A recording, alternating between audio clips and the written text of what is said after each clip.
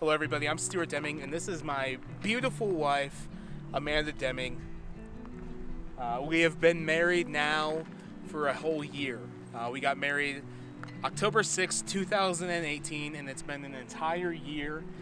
So this video, we wanted to talk about highlights as a couple. We want to talk about lows as individuals, and then we have some plans in the future about these videos. So, Amanda, what's been a highlight for you as a couple? That I don't know how to word that, but what's been a highlight for you in marriage? Yeah, I think so it's really hard because I wanted to come up with a couple of this specifically was a moment that was a highlight in our marriage. But honestly, which is very hard to do. Yeah. People don't say what's the highlight of your marriage? What's the best highlight of the last year of your life? But really, I've just enjoyed the more day-to-day things. Have been kind of more of the what I would define as the highlight of our marriage.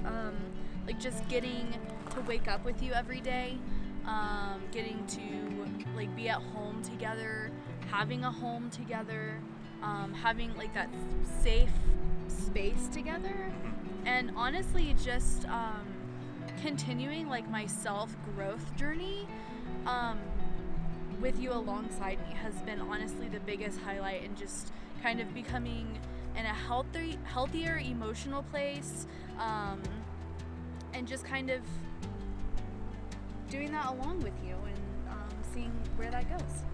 Yeah, I think a highlight of mine is just being able to sit down.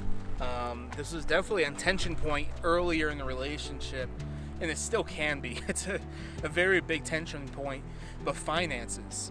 Finances are so hard in a relationship, especially I've been doing my finances for 29 years by myself, even though I didn't make money as a child. I did, but I didn't. But it's been a highlight now, sitting down a year from now, where we could resolve that tension faster. It's definitely, finances will always be a struggle, and being able to resolve that tension as fast as you can, or having no tension over the finances, is incredible. And with my jobs, I have consistent income, but my jobs are all over the place. So 1 week I could make $2,000, and then 2 weeks I don't make any money. So Amanda is the main the consistent breadwinner, bread maker, whatever that term is, in our marriage. And there's literally times I could work and I make $4,000, and that's happened, where I've made $4,000 in a week, 2 weeks of work. But then you can work for a month and literally make no money. So $200, it's and we're oh well, here we go with this month. And I think our situation's a little bit different than most couples, because a lot of couples have two, maybe even just one consistent income. And so being able to sit down and talk about that tension and figuring out, hey, this is an emotional childhood wound of mine, dealing with this topic and coming together, and that's been a highlight of being married, is being able to combine our finances. I would highly recommend, if you're married or you're getting married, combining your finances, because experts say the number one reason for divorce in the United States is over issues of money. I want to kind of speak to this a little bit. I think that money is just such a sensitive topic, and it really brings out any layer of lack of communication you're having with your spouse. So if there's anything that you are not communicating well with, I think that it comes out when you're discussing your finances. And I think that sometimes it's not necessarily the money, it's just how we're talking about the money. So when we first got married, I'm used to very consistent income. I'm very budget, boom, boom, boom, here we go. And Stuart has to be a little bit more creative with his budget, because it's not, okay, here's $400 every week and how we're gonna do things. Yeah. And we're always able to make everything meet, but I think just sitting down and really communicating about, number one, expectations, and just number two, about not only expectations for our finances, but ultimately expectations from each other. And I think honestly that's one of the biggest highlights from this past year, is the growth that we've had where when we first started budgeting together, y'all, It was hard. it was a hard. struggle, like It was hard. tears often. It was hard. Tears Very hard. often. Yeah. And I would say we've had some rougher months, like deeper into our marriage than at the very beginning, but honestly, it's been easier because we've kind of figured out how to communicate with each other, and my system, like my little Excel system, doesn't make sense to everyone. My brain works in a different way, Stuart's brain works in a different way, and you just really have to focus on coming together and figuring out what works for you together. There's definitely been months where it's been very, very hard, but I think being able to sit down and resolve immediately and not have any bitterness or resentment that's built up overnight has helped us tremendously. What's been some lows for you individually in marriage? So I think honestly, one of the first things I think of when I think of as a low for marriage is just so I kind of had a difficulty transitioning from like leaving my family and cleaving to my husband. And I think that it was a difficult transition. I have a twin sister, so that was difficult.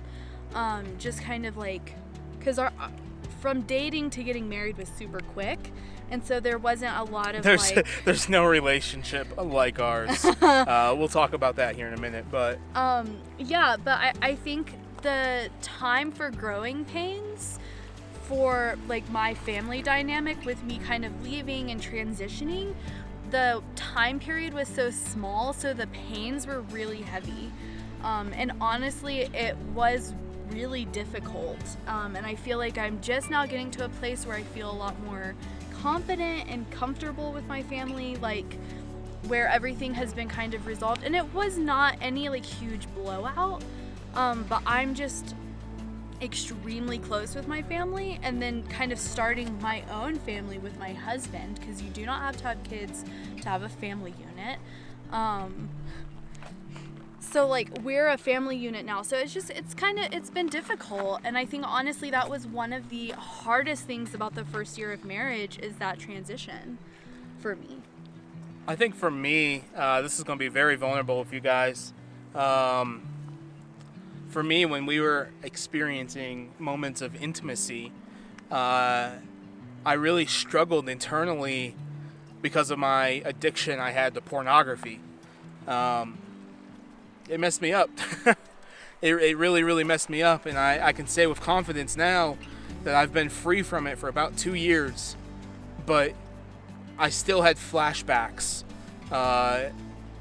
When I was having intimate moment with Amanda, I would have flashbacks of these terrible things that I would see, and I would say that was the most difficult part of the first year of marriage, is having these flashbacks, and then all of a sudden that shame would creep in, and that shame would devastate me, and it would ruin me. And I know that's being very transparent and very honest, but like, I want to encourage you, if you're an individual guy or if you're a married guy, seek help. Cut that addiction out.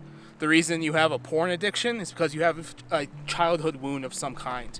Either your father didn't love you well, or you were sexually abused. There's numerous factors of why you look at pornography, but ultimately, it's to fill the void in your heart, to have satisfaction, have appreciation, because you look at porn and you're like, oh, she'll say yes to me because I can click this button.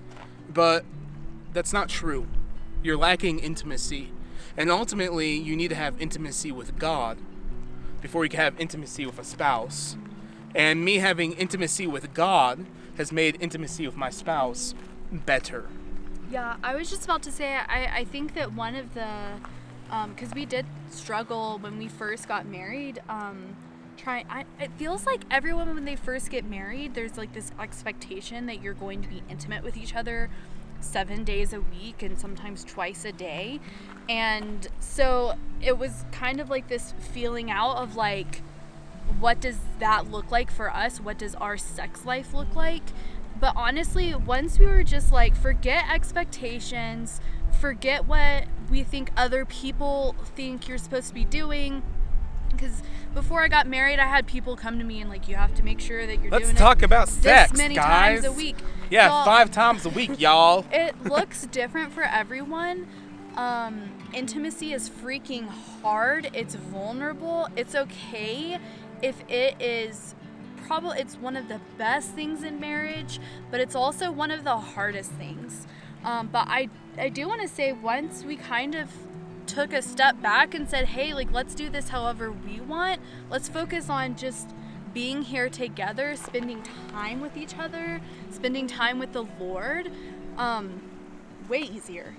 Yeah, I think a thing, that shame that I would have after having these flashbacks, I think the shame would cause communication problems. And then I would feel extreme loneliness. And then she would feel loneliness and insecurity, and it's because I wasn't communicating, hey, like, this is what I'm feeling, this is what's happening internally. And part of that's that shame, like, hey, don't talk about this. Like, shame wants to keep you down, shame wants to keep you in a box, shame wants to keep you hidden. That's why people struggle with sin, is that shame holds you down. But there's a God in heaven who sent his son Jesus to come and take away that shame so that you can experience freedom and being able to have intimacy first with the Lord by seeking him, and then having intimacy with other believers in Jesus, and then having intimacy with my wife. It's freeing. Shame is it's a thing that creeps in every once in a while, but it's not a thing that holds me back any longer. And so I'd say that was a highlight of our marriage. That was individual struggles. Our relationship's a little bit different than most people's. And part of the reason for that is Amanda was my best friend for about a year and a half. For about a year, yeah.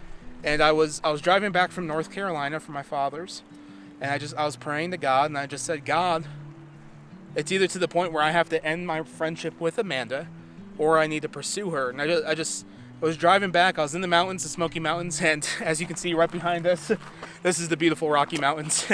And but I was in the Smoky Mountains, and I was just like, God, I need an answer. I need an answer tonight. And I just felt the Spirit come in to the car, and he just said, hey, for you to know what it means for Christ to pursue his bride, you need to pursue Amanda. And so that was November 25th of 2017. That's crazy. Yeah, that is crazy. That's crazy. And so that following day, we had a Harry Potter marathon. We watched some Harry Potter movies, and I paused the movie, and I said, Amanda, I have something very serious to talk to you about. And I said, I'd like to pursue you in marriage. And immediately Amanda said, yes, absolutely.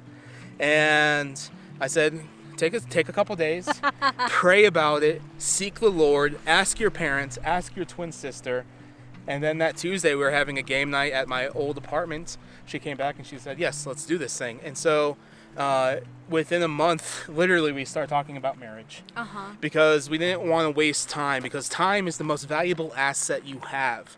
And within a month, we started talking about marriage. I think January, we started technically dating November 28th. January, I asked her parents for permission to marry her.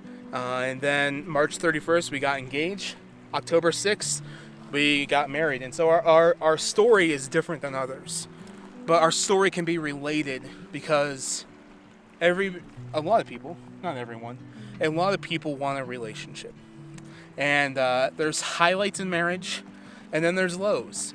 And we wanted to make this video because we want to start talking about these highlights, these lows, and what it's like to be newlyweds in a society that's opposed to marriage. We really want to, because a lot of people ask us, like, what's one thing you didn't expect about marriage? And I think we just really need to be vulnerable and talk about it. We need to talk about what it's like when your finances are not working, even though, of course, everyone has everything pulled together. We need to talk about what a sex life looks like and what it doesn't have to look like. We want to talk about depression anxiety in your partner. That's something that I heavily struggle with. And I really struggled with anxiety once we got engaged, due to some other things that were going on. So, and then also, I mean, just like porn addictions, regular, like any sort of addiction, what it's like to come from a family of divorce leading into marriage and what that looks like. Affairs, we've spent a lot of time preparing and kind of preparing our hearts for not having an affair. I'm making sure that we're guarded against that. So just a lot of like vulnerable, intimate topics that people don't necessarily want to talk about, but I think that we should be healthy individuals and adults and talk about them. Yeah, and we really want, so we're going to be making content, video content. We're in the process of developing a marriage podcast, Newlyweds podcast, and we're going to talk about that stuff, and we're going to talk about legalities of marriage, and we really want to provide content for people that are married, for people that are about to get married, for people that will be married, and for singles that are interested, like, hey, what's marriage about? Or why can I not find a partner to get married to? Yeah, and that's a very, very deep issue that I think we can literally spend weeks on that topic. There are so many topics that we could just delve into, and we want to hear what you guys want to like hear about. Tell us what you have questions about that you're like, I don't really like, what are people actually dealing with this subject? How do you actually feel about this? And we want to make content from this perspective of newlyweds, because the culture we currently live in now is opposed to marriage. It's a hookup culture. It's a live-in culture. But don't get married. Don't share your finances. So we want to provide content and value to you guys. So more information to come about more videos, the podcast, and Amanda is in the process right now of starting a website called DemingDiaries.com, where she talks about depression and anxiety. She really dives deep into mental health. Yeah, all about like mental health. I'm on my mental health journey.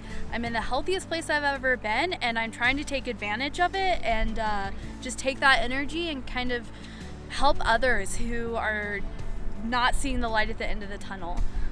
So I do want to say really quickly that we are not saying that our marriage is perfect and you need to have your marriage the way we do ours. No. Your finances may look different than ours. Like, everything looks Your so sex life may look different. Yeah. Yeah. But we just want to say, hey, this is how we do our marriage. This is what we're doing. We're working through it, and this is why. And let's have an open dialogue about it. And we would love to learn from other people as well. Yes. So we'll see you guys later on